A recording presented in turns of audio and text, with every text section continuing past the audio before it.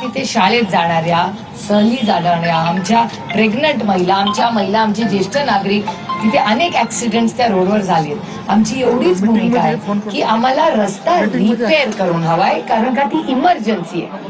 आता आम्ही काय, त्यांनी आम्हाला सुचवलं की तुम्हाला परमिशन आणि ते सगळं कॉस्टिंग करायला 3 दिवस. चला मान्य. मग ते म्हणले 1 दिवसात मी परमिशन देतो. मान्य. 4 दिवस झाले.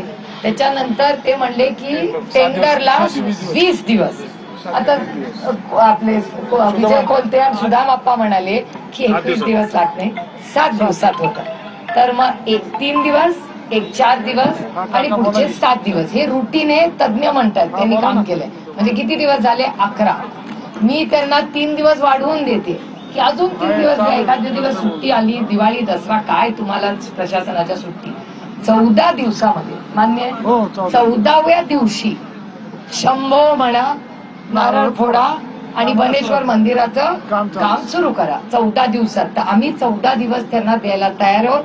जे प्रशासनाच्या जे बुकलेट आहे त्याच्यामध्ये बसतात, त्याच्यापेक्षा आम्ही 3 दिवस वाढवूनच देतोय. तर त्यांचं म्हणणं नाही, आम्ही पावसाळ्याच्या आधी करू. आता पावसाळ्याच्या आधी कशाला परीक्षा घेताय गरीब भक्ताची? तिथे जे भक्त जातात त्यांचे ऍक्सिडेंट होत आहेत, त्यांचं नुकसान होत आहे आणि सरकारच मान्य करतंय की तिथे पर्यटक आणि जे तिथे लोक जातात श्रद्धेने, सगळे भाविक, त्यांना त्रास होतोय हे सरकार मान्य करते.